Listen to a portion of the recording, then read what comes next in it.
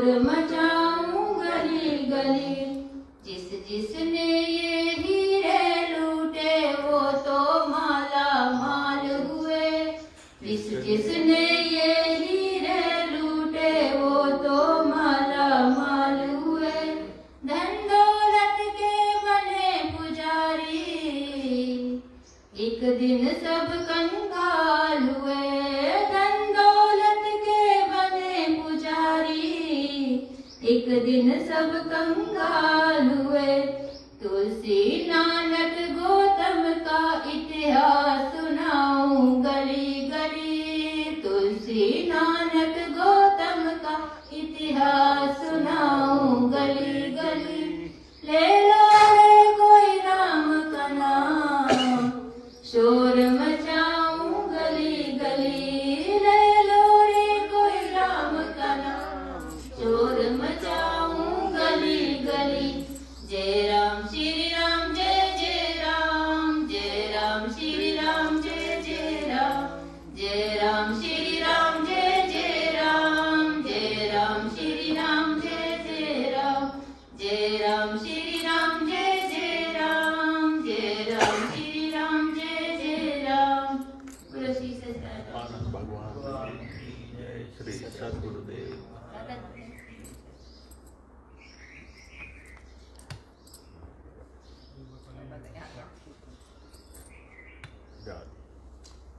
बोलिए श्री सच्चिदानंद भगवान की जय। श्री सद्गुरुदेव महाराज की जय। जग रूठे पर मुझसे मेरा गुरु न रूठे। जग रूठे पर मुझसे मेरा गुरु न रूठे। और जीऊं मैं जब तक गुरु तेरा दरबार न छूटे। और जीऊं मैं जब तक गुरु तेरा दरबार न छूटे। जग रूठे पर मुझसे मेरा गुरु न रूठे। और जीऊं मैं जब तक गुरु तेरा दरबार न छूटे। बोलो जय जय जय गुरांदी जय जय जय। बोलो जय जय जय गुरांदी जय जय जय। एक तेरे भरोसे पर मैंने अपनी ये नाव चलाई है। एक तेरे भरोसे पर मैंने अपनी ये नाव चलाई है। लाखों तूफान आए लेकिन, लाखों तूफान आए लेकिन मेरी नाव ने मंजिल पाई है। मेरी नाव ने मंजिल पाई है। हाथों से तेरे मेरी पतवार न छूटे। और जीऊं मैं जब तक गुरु तेरा दरबार न छूटे। और जीऊं मैं जब तक गुरु तेरा दरबार न छूटे। बोलो जय जय जय गुरांदी जय जय जय। बोलो जय जय जय गुरांदी जय जय जय।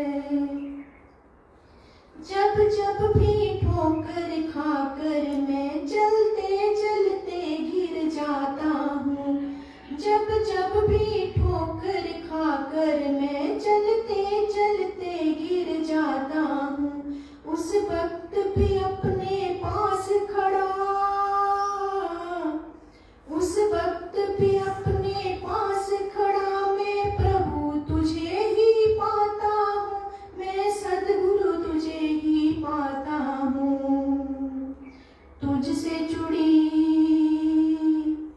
तुझसे जुड़ी जोता कभी वो तार न टूटे। और जीऊं मैं जब तक गुरु तेरा दरबार न छूटे। और जीऊं मैं जब तक गुरु तेरा दरबार न छूटे। बोलो जय जय जय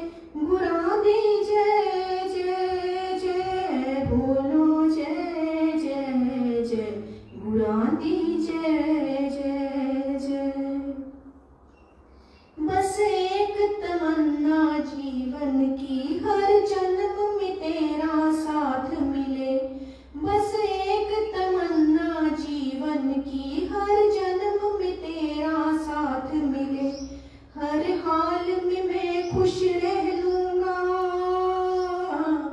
हर हाल में मैं खुश रह लूंगा। अगर सद्गुरु तेरा प्यार मिले, अगर सद्गुरु तेरा प्यार मिले। गुरु नाम की मस्ती किस्मत वाला लूटे, और जीऊं मैं जब तक गुरु तेरा दरबार न छूटे, और जीऊं मैं जब तक गुरु तेरा दरबार न छूटे।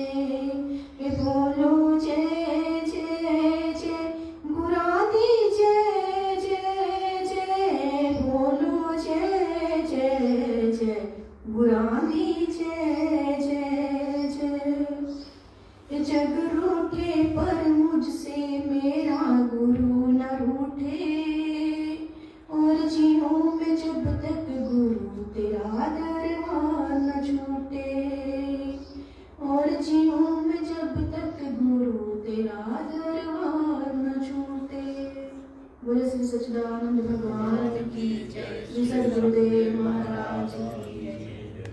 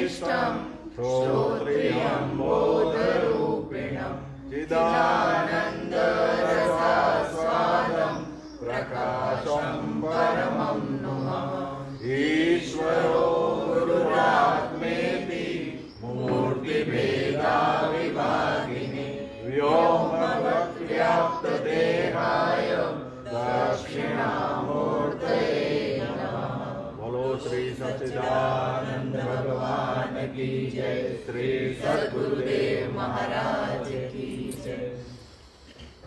राजू काका। योग वाशिष्ठ महारामायण का पठन कल जो हमने सर्ग 22वां पढ़ा था स्वामी जी के सानिध्य में, उसका चिंतन किया। थोड़ा उसके बारे में, उस सर्ग के बारे में समझ ले अगर हम, तो ये जो सर्ग हमने पिछले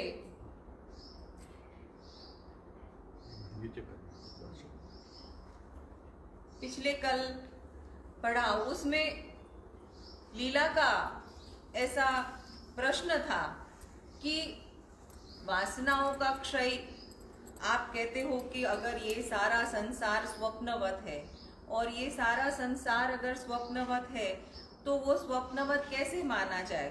तो सरस्वती जी समझाते हैं कि अगर वासनाओं का पूर्ण रूप से क्षय हो जाए तो ये सब असत भासेगा।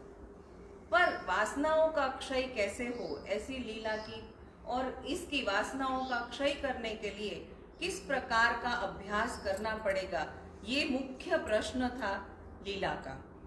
सरस्वती जी ने जो बताया थोड़ा सा फिर से पढ़ देती हूँ, क्योंकि वो हम सब के लिए बहुत उपयोगी है। उन्होंने, सरस्वती जी ने ऐसा समझाया था कि अगर वासनाओं का क्षय करना है, अगर सारा संसार स्वप्नवत जानना है, और एकमात्र जो इसका आधार है, अधिष्ठान है, उसके साथ उस ब्रह्म के साथ अगर एक होना है तो अभ्यास करना पड़ेगा। किस प्रकार का अभ्यास है? वह अभ्यास बिना कभी भी सिद्ध नहीं होता। सच्चिदानंद घन परमात्मा का चिंतन करना, जिज्ञासु के प्रति उसका वर्णन करना, आपस में एक दूसरे को ब्रह्म के तत्व बोध कराते रहना तथा एकमात्र ब्रह्म के परायण हो जाना और उसी के लिए पुरुषार्थ करना, इसे ही ब्रह्म विषयक अभ्यास कहते हैं। इस प्रकार का हमारा अभ्यास हो और हमारा जीवन उस ब्रह्म चिंतन के लिए हो, हमारी सारी वृत्ति उस ब्रह्म चिंतन में एक हो जाए, तो जीवन क्या होता है? तो फिर ऐसी भावना एक प्रकट होगी, एक ज्ञान ऐसा प्रकट होगा कि दृश्य जो हम देख रहे हैं उसकी कोई उत्पत्ति कभी हुई नहीं है। और ऐसी जब जागृति होगी, इस बोध से राग द्वेष आदि का क्षय हो जाने पर ब्रह्म चिंतन के बल से उत्पन्न हुई परमात्म रति और उसी के साथ युक्त होना ब्रह्म अभ्यास है। ये हमारे जीवन का लक्ष्यार्थ है। इस लक्ष्यार्थ के साथ हमारे जीवन के प्राण चले, इस लक्ष्यार्थ के साथ हमारे कर्म हो और इसी लक्ष्यार्थ का हमारे जीवन में चिंतन हो, तो हम भी इसी लक्ष्यार्थ के परायण हो जाएंगे। और यही इस सत्संग की भी फलश्रुति है।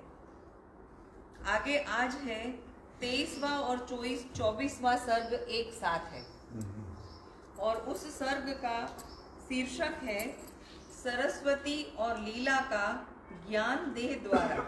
सरस्वती और लीला का ज्ञान देह के द्वारा आकाश में गमन और उसका वर्णन। श्री वशिष्ठ जी कहते हैं, हे रघुनंदन, वे दोनों श्रेष्ठ देवियां सरस्वती और लीला उस आधी रात के समय, जबकि समस्त परिजन सो गए थे, पूर्वोक्त रूप से बातचीत करके अंतरपुर के मंडप में जो मुरझाए नहीं थे, ऐसे फूलों की माला वस्त्र से ढके हुए, ऐसे फूलों की माला रूपी वस्त्र से ढके हुए राजा के शव के पास एक आसन में बैठ गई। वे समाधि में स्थित हो गई, ऐसी निश्चल हो गई मानो रत्न के बिना खंभे में खुदी हुई दो मूर्तियां हो और अथवा दीवार में अंकित किए गए दो सुंदर चित्र हो। निर्विकल्प समाधि लग जाने से वे बाह्य ज्ञान से शून्य हो गई। पहले उन दोनों को मैं जगत, इस भ्रम रूप दृश्य की अनुत्पत्ति का बोध हुआ, अर्थात उन्होंने भी अनुभव किया कि जगत की कभी भी उत्पत्ति हुई ही नहीं है। जब ऐसा अनुभव हुआ, तब उन्हें इस दृश्य प्रपंच के अत्यंताभाव का निश्चयात्मक ज्ञान हो गया। फिर तो उन दोनों की दृष्टि यह दृश्य रूपी पिशाच से पूर्णतया ओझल हो गई। किसी आड़ में जानो पिशाच छिप गया हो, उसकी सत्ता है ही नहीं, इसीलिए वह सर्वथा अदृश्य हो गया। हे निष्पाप रघुनंदन, जैसे हम लोगों की दृष्टि में खरगोश के सींग नहीं है और न होने के कारण वे दिखते भी नहीं हैं, उसी तरह यह दृश्य पिशाच न होने के कारण उनके लिए सर्वथा तिरोहित हो गया। जो वस्तु पहले से है ही नहीं, वह वर्तमान में अस्तित्व शून्य ही है। इस जगत की यही स्थिति है। यह प्रतीति हो तो मृग तृष्णा में जल की प्रतीति के समान असत है, और यदि प्रतीत ना हो तो खरगोश के सींग के भांति असत है। तात्पर्य यह है कि किसी भी दशा में इसकी सत्ता नहीं है। महाराज जी, ये एक प्रश्न ऐसा इसमें भी आया है और मुझे भी काफी समय से, कि जब लीला सरस्वती की कल्पना करती है और उसके सामने सरस्वती प्रकट होती है, तो महाराज वो निर्विकल्प समाधि होगी कि सविकल्प?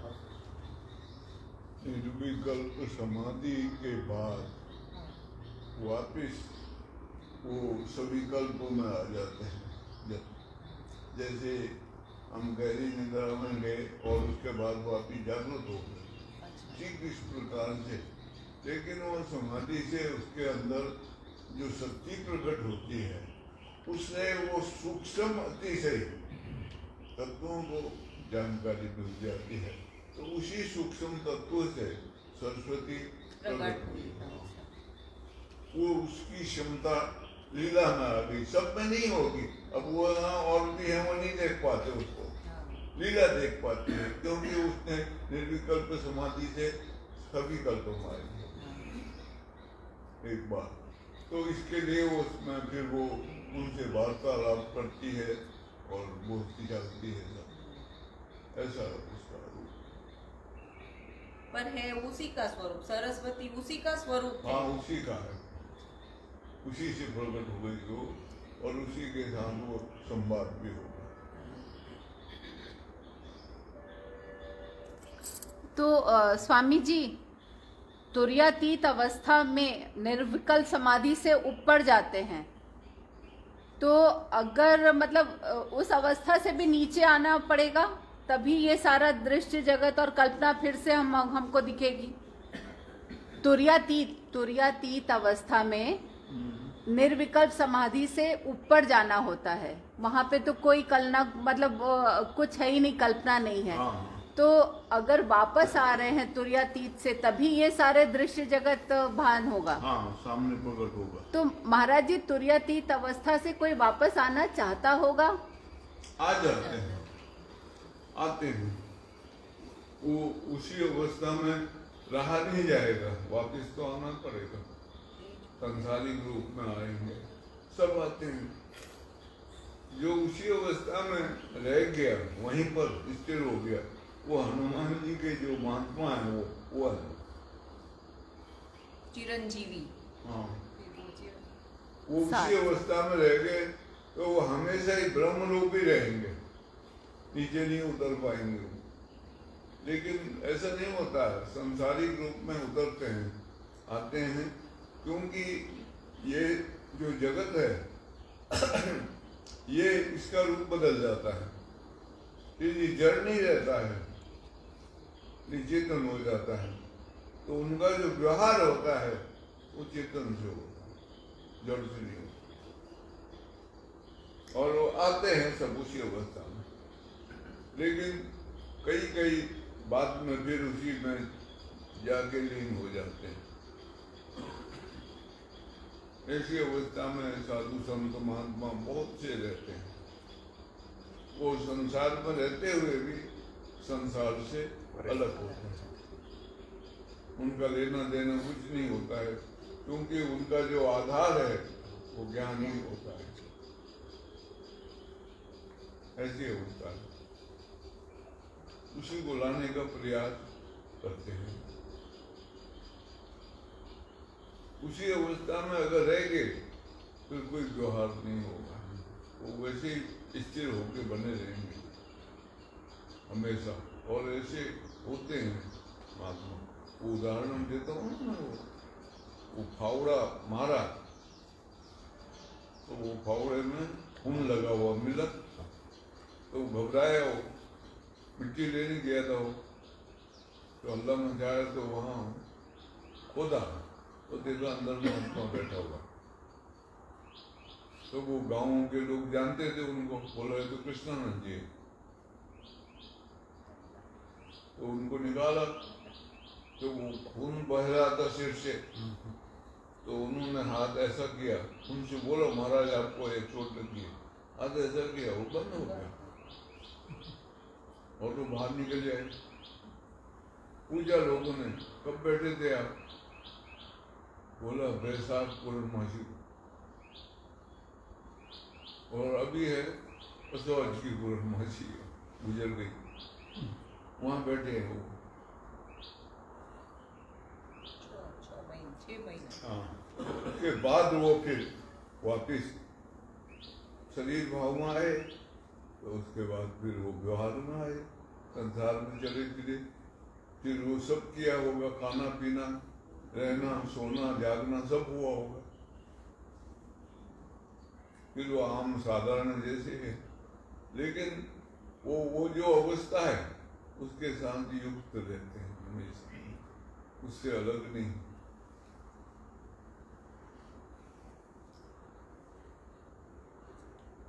नरसिंह मेहता भी कहते हैं ना महाराज कि भणे नर सयो मुक्ति न चाहो, जन्म प्रति जन्म हरि नेज जाचू। वो बोले कि मुझे मुक्ति नहीं चाहिए, वो मुझे हमेशा भगवान की याद चाहिए। वैसे बहुतों ने किया। अर्थ न धर्म न काम रत, पद न चहु निर्वाण, जन्म जन्म प्रभु पद रति, ये चाहूं बढ़ता हूं। भरत ने बोला राम से।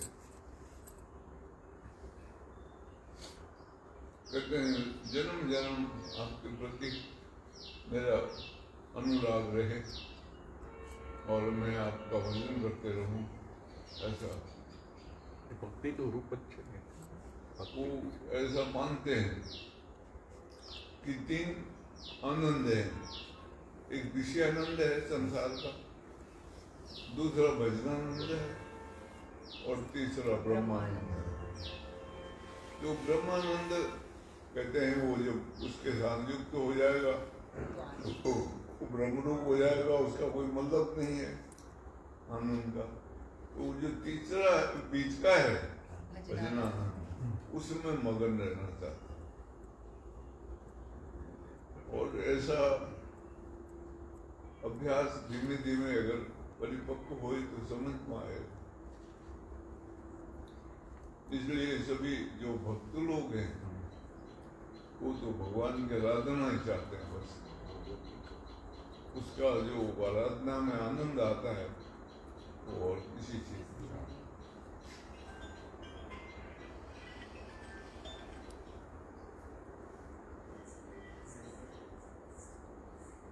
वो चित्रकूट में हमारा भंडारा था ना महाराज, तो रोज रात को जगत प्रकाश त्यागी जी महाराज हमको वहाँ बिठाते थे, बातचीत करे, वहाँ बैठते थे। तो महाराज जी ने एक बार, तब तो मैं नई लगी थी, पहली बार मैंने चित्रकूट में किया था प्रवचन। तो मेरे को बोलते हैं कि आप जानते हो गुरु महाराज का स्वरूप? मैंने कहा मेरा मार्गदर्शन उन्होंने किया है, पूरा जीवन परिवर्तित हो गया मेरा। बोले कि कभी तालाब में 2 डूबते हुए लोग दिखे तो तुमको दूर से लगेगा किनारे बैठे बैठे कि 2 जने डूब रहे हैं, पर एक डूब रहा होता है और दूसरा बचा रहा होता है। बोले वो जो बचाने वाले हैं ना वो महाराज जी और डूबने वाले तुम हो। तो वो दोनों दूर से देखेंगे तो फर्क नहीं लगेगा, दूर से दोनों का व्यवहार एक जैसा ही लगेगा, पर एक डूब रहा है और एक इसको बचा रहा है। तो ऐसा हमेशा याद रखना। मैंने कहा हाँ महाराज जी। वो ऐसी समय समय पे आपकी कृपा से महाराज बहुत लोगों ने इस तरह समझाया है।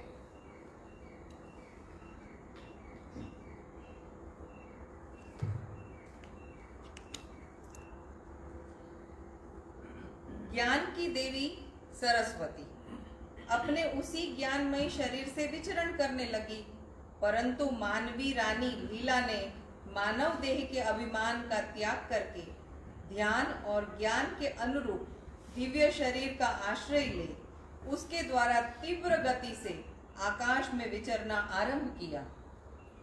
उन दिनों उद्भूत हुए पूर्व संकल्प जनित संस्कार ज्ञान से ध्रुव आकाश में ही एक बित्ता ऊंचे उठकर आकाश गमन में समर्थ चिन्मय आकृतियां दोनों ने धारण कर ली। दोनों ही चेतन आकाश यानी ब्रह्म रूपिणी हो गई। यद्यपि वे उसी घर में बैठी रही, तथापि चिन्मय चित्त के संकल्प से कोटि योजन विस्तृत दूर से दूर आकाश स्थल में उड़ने लगी और यही उड़ने का अनुभव भी करने लगी।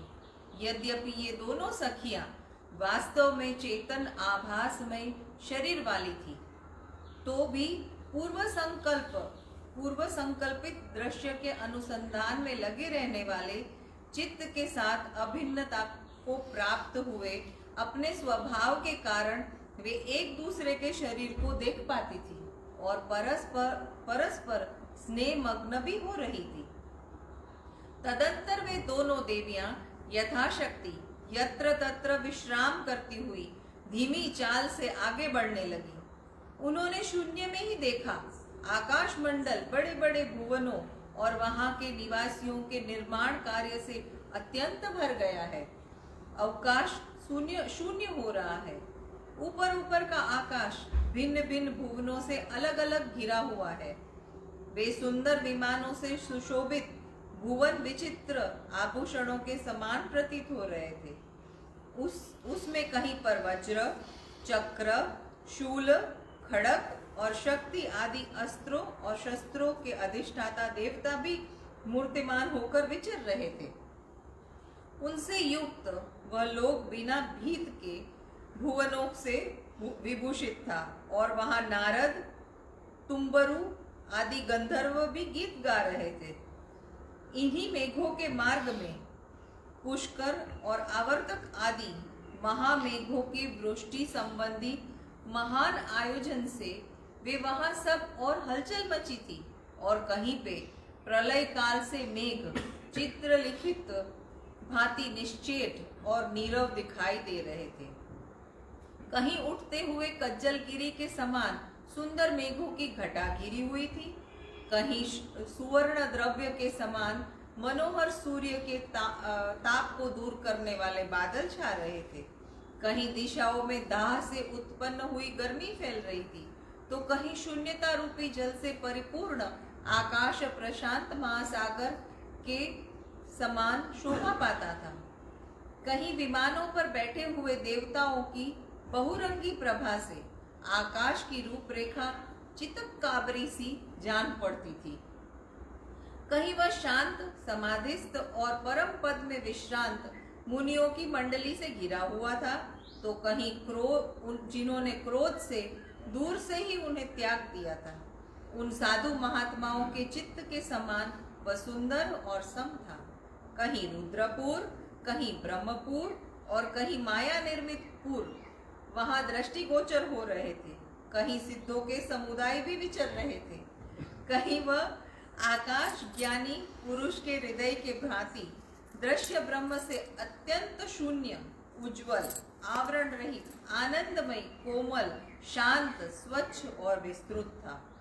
जहाँ गुलर के फल के भीतर रहने वाले छोटे छोटे मच्छरों के समान त्रिभुवनवासी प्राणियों का समुदाय घूम रहा था, उस आकाश को बहुत ऊंचे ऊंचे तक लांघ कर वे दोनों ललनाएं फिर भूतल को जाने को उद्यत हो गई। ये सब महाराज वो सूक्ष्म शरीर से विचरण कर रही थी, फिर भी उसको सब वो उस लोक परलोक का जो रूप है वो प्रकट हो रहा था। अब ये भी सब संबंध अपने भावों के साथ है। अच्छा, अपने भाव हैं उसके अनुसार ही वो सब प्रकट होता है। ये कबीरदास गोपीनाथ की एक पुस्तक मिलेगी, तो उसमें एक लड़के का वो है, वो नित्य सत्संग का है।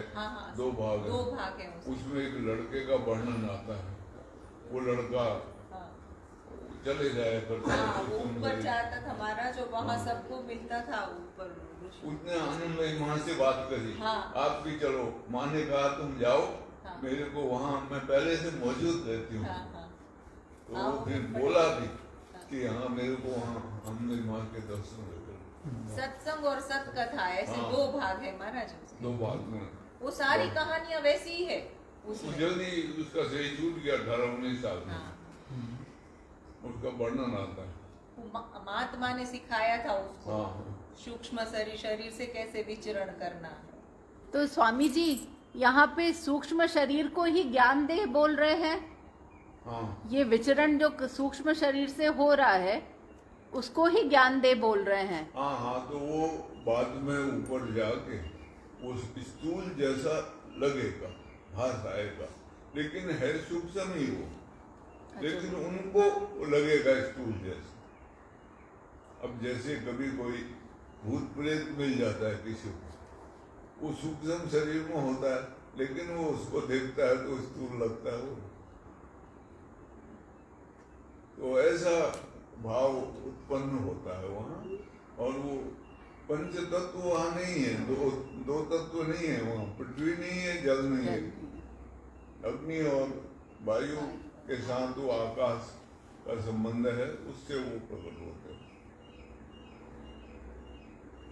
तो वो इनका एक वो आएगा मनीषी की लोक यात्रा में, परलोक वार्ता, उसमें इसका वर्णन मिलेगा साथ।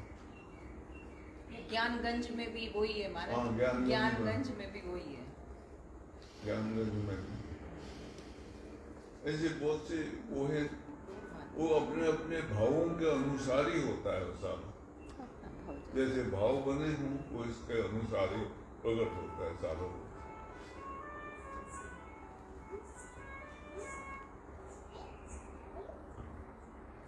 आप बताते थे ना पहले कि एक कोई महात्मा थे, वो अपने सूक्ष्म देह से 1 किलो तक का संभार भी उठा लेते हाँ, थे। वो ले आता था, वो कुछ कहता था मेरे को, मैंने तो वो तो नहीं, लेकिन बता रहा था। लेकिन सूक्ष्म शरीर से स्थूल छोड़ के विचरण करने वाले महात्मा, इनको कईयों को भेजा मैंने उनके पास।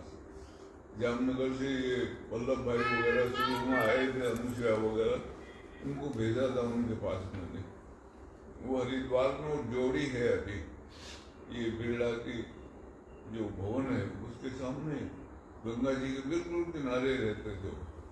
वो शाम को 8-9 बजे के बाद किसी को वहाँ ठहरने नहीं देते थे, चलो सबको भगा देते थे। तो वो अपना स्थूल शरीर छोड़ जाते थे और सूक्ष्म शरीर से विचरण करते। ऐसे बहुत से होते हैं। वो उसका वो गुस्सा सुनाता हूँ ना, इलिस्ट्रेट वीकली में आया था, वो साल हुए। वो ओबराय में, हाँ, ओबराय में।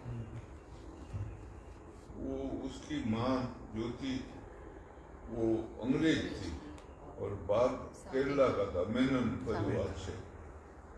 तो उसकी शादी हुई थी, तो वो इंग्लैंड में रहते थे। ये 1920 की बात है। इंग्लैंड में उसका जन्म हुआ, तो उसका नाम ओबराय रखा उन्होंने, और वो बाप का नाम लगा मेनन उसके साथ। तो यहाँ उनके जमीन जायदाद थी बहुत केरला में, तो वहाँ ये इलायची के पेड़ भी थे और ये मसाले का बगीचा था। वो हर साल मसाला वगैरह उसका बाप आके बेचता था। फिर एक साल उसने, ये भी उसके साथ आता था। एक साल बाद वृद्ध हो गया, तो बेटे को बोला तुम जाओ और देखो बगीचा वगैरह का, वहाँ तुम्हारा ही, तुमने ही उसको संभालना है अभी। तो वो आया, तो आने लगा तो उसकी माँ ने, वो क्रिश्चियन थी, तो उसको बोला तुम जा रहे हो तो इटली होके जाना और वहाँ पोप के दर्शन करना, उसको मत्था टेकना और उसके बाद तुम इंडिया जाना। उसने माँ से कहा अच्छा। वो आया, इटली आया, तो पोप के दर्शनों के लिए लाइन में खड़ा हुआ। तो पोप आया बाहर, तो उसने उसको मत्था टेका। तो वहाँ वो देखते नहीं ऊपर उनके मुंह को, ऐसे ही देखते हैं जाते तक। तो वो ऐसे मत्था टेक के पोप ने पूछा उससे, कौन हो तुम? तो पोप का सेक्रेटरी वगैरह 2-4 आदमी साथ थे। उन्होंने कहा इटालियन लग रहा। तो फिर किसी ने कहा नहीं ईरानी लग रहा। फिर बोला, पोप ने कहा नहीं ये इंडियन है। फिर पोप ने पूछा उससे, मैं ठीक हूँ, मैंने ठीक पहचाना? उसने कहा हाँ फादर आपने ठीक पहचाना। क्योंकि वो कोई भी बोले, पोप उसको गलत नहीं बोल सकता, जो बोलेगा ठीक ही है कहेंगे, तो आपने ठीक बोला। लेकिन उसके अंदर एक उदेर गुण पैदा हो गई, मैं कौन हूँ? मेरी माँ तो अंग्रेज है और बाप इंडियन है, मैं क्या हूँ? ऐसा वो अंदर से विक्षेप पैदा हो गया मन में। तो वो अपने में पूछने लगा मैं कौन हूं, और वो धुन लगी यहाँ आके उसको केरला में, और वो एक कमरे में बंद हो गया। और वो नौकर थे, वो उसको रोटी पानी दे देते थे, वो खाता था, वो एक ही धुन बोलता था मैं कौन हूँ, मैं कौन हूँ, मैं कौन हूँ, हु एम आई, ऐसा वो धुन उसने शुरू करी। तो 1 महीने बाद वो बाहर नहीं निकला, कमरे में बंद रहा। 1 महीने बाद देखा उसने कि उसका शरीर उधर है और वो खिड़की में बैठा हुआ है। तो उसने कहा है सब गलत थे, न मैं सही, न मेरी माँ सही, न मेरा बाप सही, न पोप सही, मैं इन सब से अलग। मैं न तो इंग्लैंड का रहने वाला न इंडिया का, मैं इन सब से अलग। पर मैं कौन हूं वो नहीं जान पाया वो। मैं शरीर नहीं हूं इतना जान लिया, लेकिन मैं क्या हूं उससे युक्त नहीं हो पाया। ये कहानियां हिंदी बहुत साल हुए।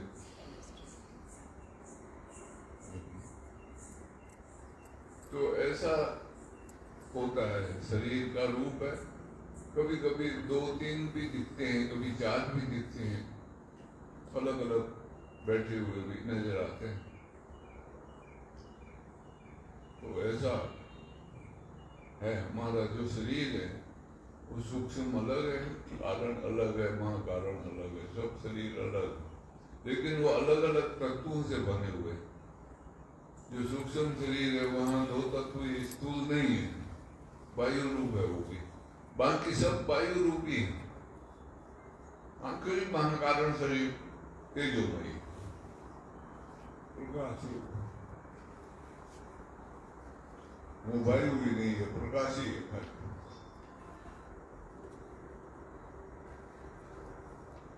ये अवस्था तो अच्छी तो नहीं होती होगी। ये अवस्था होती है, सूक्ष्म शरीर देखता है, तो ये अवस्था कैसी होती है? ये अवस्था थोड़ी अलग साधन के द्वारा प्राप्त होती है। हाँ। वो सूक्ष्म जगत में प्रवेश हुआ, वहां के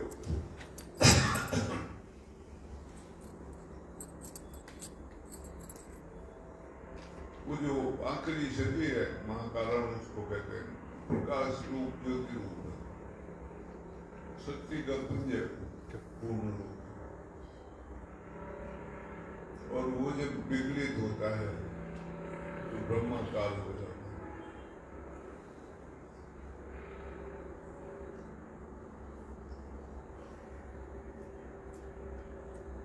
ब्रह्म का कोई रूप नहीं,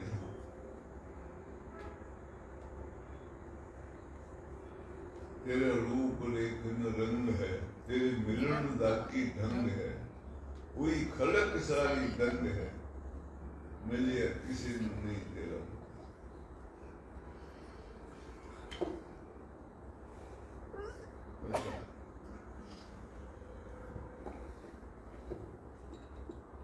तो स्वामी जी, सूक्ष्म देह से जो विचरण होता है वो चिदाकाश में विचरण कहलाएगा। चिदाकाश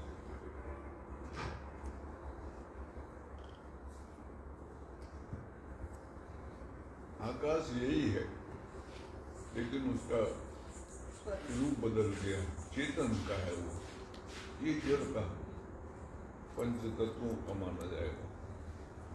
चेतन आकाश है, इसलिए चिद शब्द लगता है, वहां विचरण होता है, सब लीलाएं वहीं होती हैं। कृष्ण का लीला भी वही होता है, चिदाकाश में पदार्पण हो तो वो सब देखने को वहां मिलता है।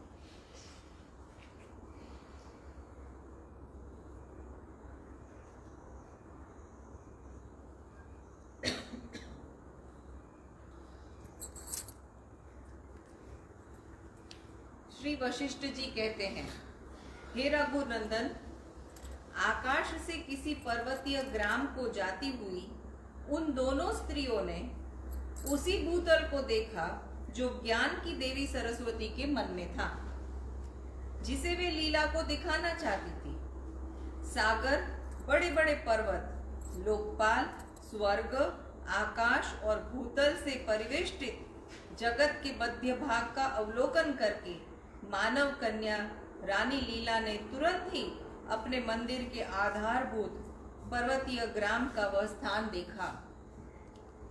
इस प्रकार वे दोनों सुंदरियां जहां राजा पद्म रहते थे, उस ब्रह्मांड मंडल से निकलकर दूसरे ब्रह्मांड में जा पहुंची, जहां वशिष्ठ नामक ब्राह्मण का घर था। वे दोनों ही स्त्रियां सिद्ध थी। उन्होंने दूसरे लोगों से अदृश्य रहकर ही ब्राह्मण के निवास भूत मंडप को देखा, जो उनका अपना ही घर था। देखा वह घर गुरु स्वामी के वियोग से हतप्रभ हो गया है। उसके मुख अर्थात द्वार की कांति करुणा से व्याप्त थी और उसका विनाश निकट था। हे रघुनंदन, सुंदरी लीला चिरकाल तक सुंदर ज्ञान का अभ्यास करने के कारण देवता की भांति सत्य संकल्प, आपका शब्द है महाराज, वो सत्य संकल्प और सत्य काम हो गई थी। वह जो चाहती थी वही हो जाता था। उसने सोचा, ये मेरे बंधुजन मुझको और इन देवी सरस्वती को साधारण स्त्री के रूप में देखे।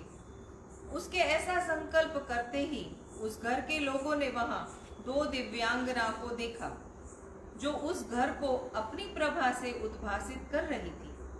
वे दोनों लक्ष्मी और पार्वती की जोड़ी के समान जान पड़ती थी।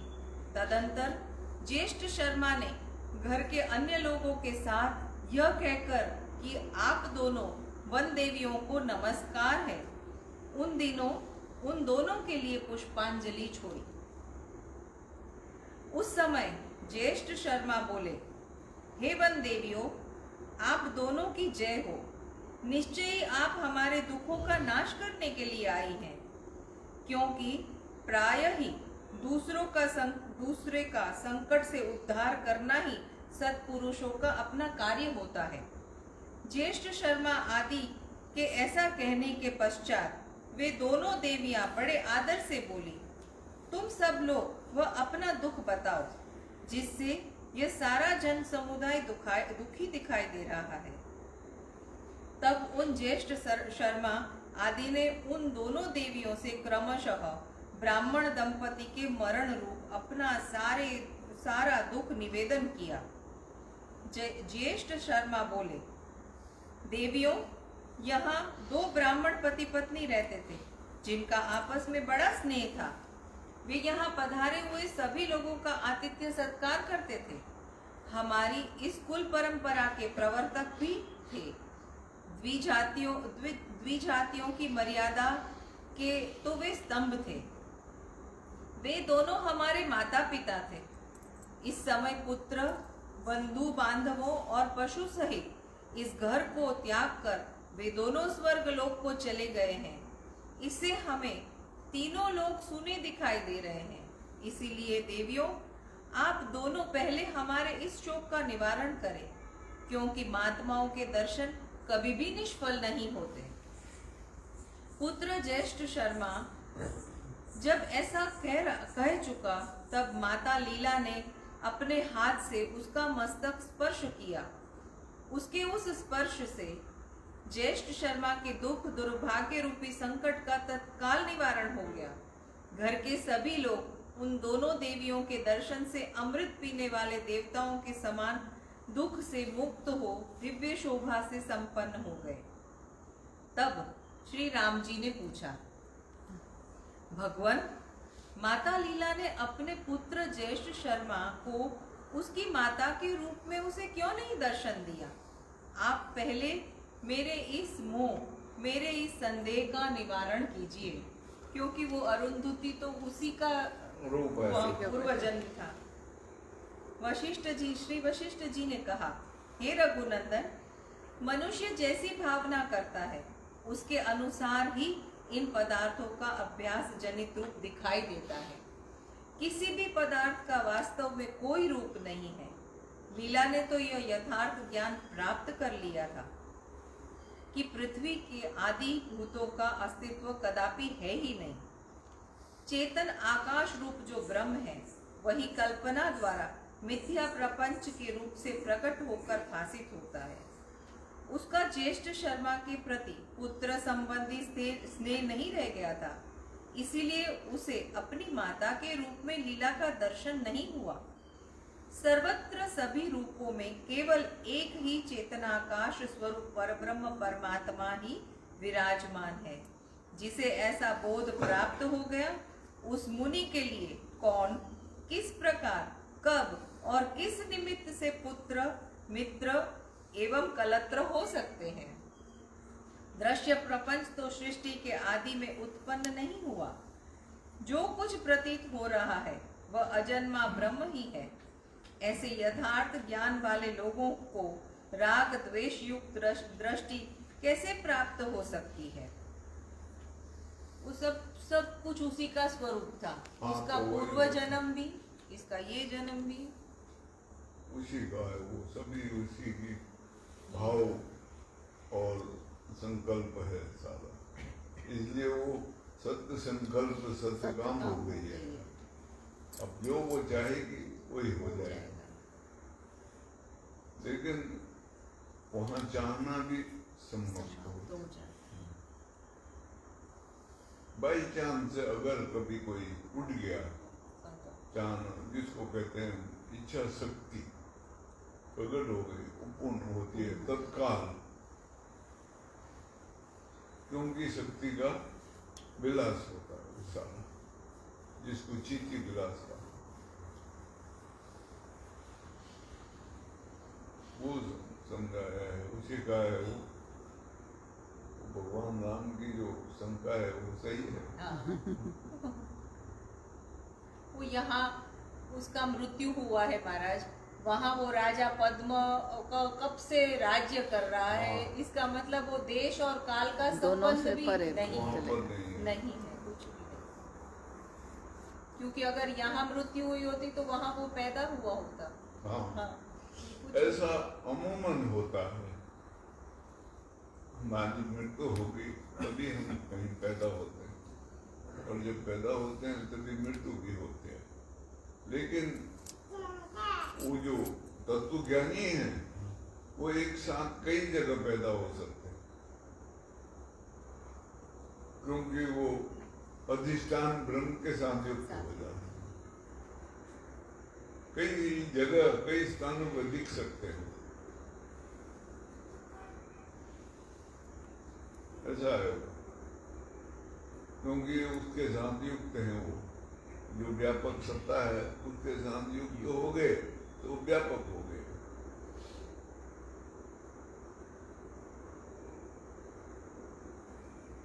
कोई परमहंस योगानंद महाराज थे, उनके गुरु महाराज युक्तेश्वर महाराज भी उन्हें इस तरह से दर्शन देते थे शरीर छूटने के बाद भी। कई होते हैं ऐसे, शरीर छूटने के बाद भी दर्शन देते हैं, मिलते हैं और मार्गदर्शन भी देते हैं, सबने बताते हैं। तुकाराम के गुरु थे चेतन देव, वो भी ऐसे थे। तुकाराम को कहते थे ऊपर भंडारा डूंगर में जाओ, वहां बैठ के साधन करो, वहां पर मैं मिलूंगा तुम्हें। तो वो वहां जाया करते थे साधन करने के लिए। ऐसे कई साधु संत।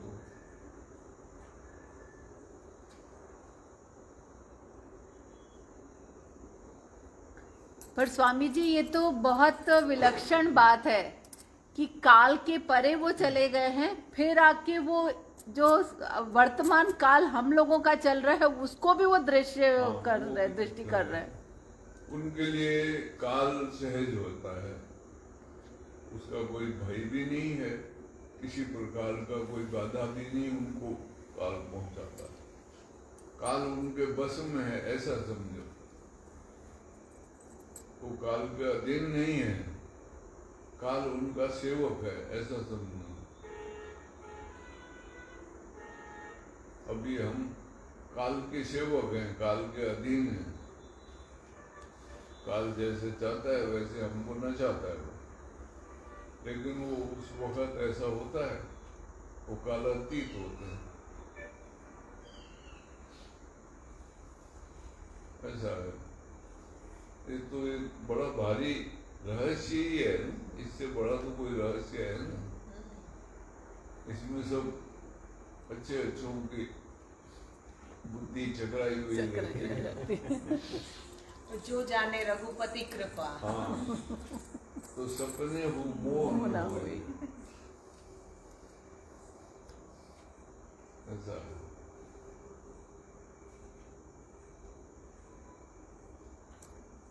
रहस्य रघुनाथ। पढ़ो। इसलिए भगवान भी अर्जुन को कहते हैं आश्चर्यवत पश्यति, आश्चर्य से जाना जाता है। वो पंचदशी वेदांत का ग्रंथ है, उसका जो 15वां अध्याय है वो आश्चर्य से ही है सारा। ओहो वाह, ऐसा ही ऐसी महिमा है।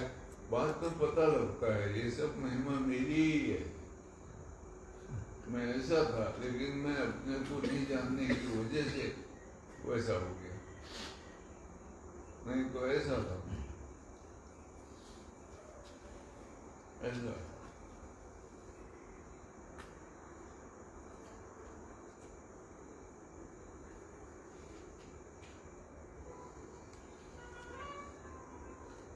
दो मार्ग होते हैं, या तो खुद ही को कर बुलंद इतनी कि हर तकदीर से पहले खुदा बंदे से खुद पूछे बता तेरी रज़ा क्या है। इतनी बुलंद हो ये हमारी खुदी, यानी साधना तब आदि कि भगवान भी हमसे पूछे क्या चाहता है भाई, जो तू चाहता है वही कर दूंगा। इतनी शक्तिशाली हो जाता है। या फिर मिटा दे अपनी हस्ती को, अगर कुछ मर्तबा चाहिए कि दाना खाक में मिलकर गुले गुलजार होता है। कहते हैं या तो फिर अपनी हस्ती को मिटा दो, पूर्ण समर्पण हो जाए। जैसे बीज जमीन में मिटता है तो फूली लगते हैं उसको। अब वो छोटा सा बीज होगा उसका कपास का, और कितने फूल लग जाते हैं, गुले गुलजार हो गए। मण के मण निकल जाते हैं। दो ही मार्ग होते हैं। अब या तो ऐसा कोई तप हो जैसे भगवान बुद्ध महावीर भगवान आदि करते हैं, तो वो खुद ही भगवान का रूप धारण कर लेते हैं एक समय में, और युगों युगों तक भगवान रूप में पूजे जाएंगे, क्योंकि उसके साथ एक हो गए। या फिर कोई नरसिंह मेहता जैसा या जलाराम जैसा समर्पण हो जाए, वो भी पूजनीय हो जाएगा। उतनी शक्ति उसमें आ जाएगी जितनी वो जिसको जो उसका इष्ट है, जिसके प्रति समर्पण हो। क्योंकि समर्पण के लिए सामने कोई चाहिए, निराकार से समर्पण होना मुश्किल है, वो ज्ञान के बगैर नहीं होता है। भक्ति में जो समर्पण होता है उसके लिए भगवान चाहिए, तो वो भक्तों ने ही भगवान का रूप गढ़ा है। तो फिर उसका जो रूप है वो उसमें आ जाए, उसकी जो शक्ति है उसमें आ गई, इष्ट रूपी हो जाएगा। इसलिए नरसिंह मेहता के सब काम भगवान कर देते, सारे काम कर देंगे हम, क्योंकि वो और कुछ है ही नहीं भगवान के अलावा। वो रोएगा तो भगवान को याद करेगा, हंसेगा तो भगवान को, दर्द होगा तो भगवान देगा, खुशी होगी तो भगवान ही देगा, तो वो भगवान ही हो जाएगा धीरे धीरे। तो उसका दर्द तो भगवान को ही होगा, उसको तो होगा ही नहीं। यहाँ जूनागढ़ में हुंडी लिख के दी महाराज, द्वारका में कृष्ण भगवान ने उसकी हुंडी पूरी करी। यहाँ से लिख के दिया व्यापारी को कि वो शामड़िया सेठ देगा, वो वहाँ शामड़िया सेठ के रूप में भगवान प्रकट होके हुंडी दे रहे हैं उसको। वहाँ एक मंदिर है चित्तौड़गढ़ के पास, वो शामड़िया सेठ का मंदिर है। वहाँ जाते हैं सब, वो कहते हैं जो जाए उसका जो टैक्स टूक्स लगा वो माफ हो जाता। वो कृष्ण भगवान का स्वरूप मानते हैं। ऐसा एक मंदिर है वहाँ, मेरे को ले गए थे वो है ना TSP वहाँ, वो था, वो ले गया था वो। मैंने कहा यार मेरे को नहीं कोई माफ करवाना है। आया हूँ तो मत्था टेक लेता हूँ, पुजारी ने माला मूला डाली, साधु थोड़ा ही मेरे को, अभी DSP था तो मतलब ख्याल करना पड़ता है। तो ये भगत था, ये कहता है मेरा काम बन जाएगा। वही होती है मानसिकता। संसार का ही लाभ ज्यादातर लोग सोचते हैं सब, भगवान की प्राप्ति का तो बहुत मुश्किल होता है। करेंगे क्या वो? एक से पूछा था, वो कहता भगवान मिल भी गया तो क्या करेंगे हम उससे? उसको तो संसार का ही काम बताएंगे हम। ठीक है, बोलो सच्चिदानंद भगवान की जय। श्री सद्गुरुदेव महाराज